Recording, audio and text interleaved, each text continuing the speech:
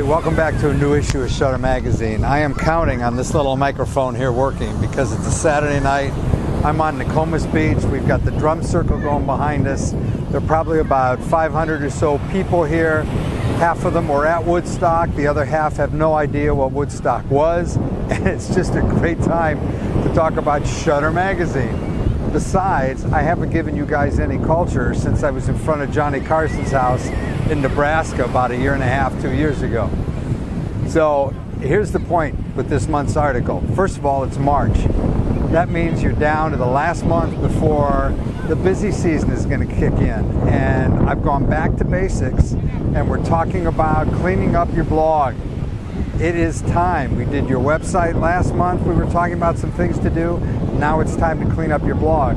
But there's one important thing that I really want to hit harder, or two actually. One is consistency. If you're blogging every full moon, you might as well quit having a blog. Blog at least 2 times a week, and if you can do more, that's great. I've got other ideas in this month's article about how to build up a stash of blog posts so you don't have to worry when you just don't have anything to write about. But the other issue I want to talk about is the fact that you've got to make your content relevant.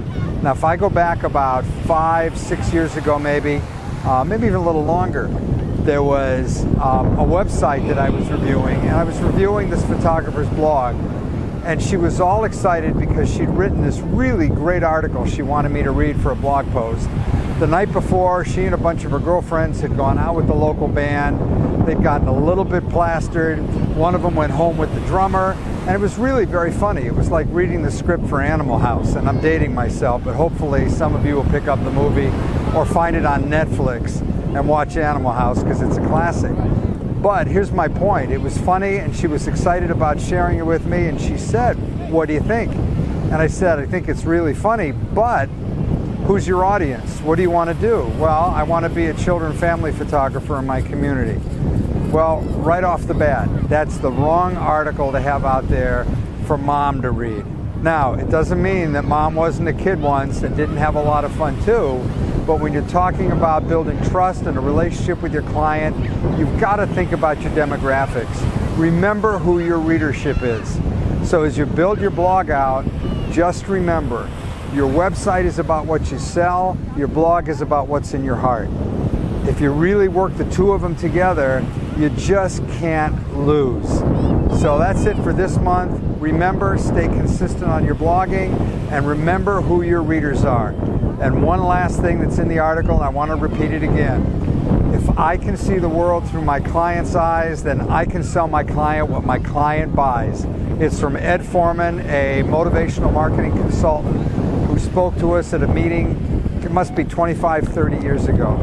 Just remember to see the world through your client's eyes. You've got to realize what's important to them.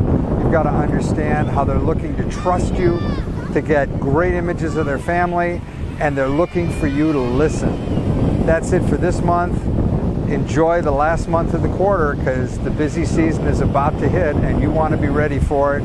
And thanks for following me on Shutter Magazine. And with my Lumix FC1000 on the tripod here, I can shut it off and remote control it like I always do, and it's just a kick.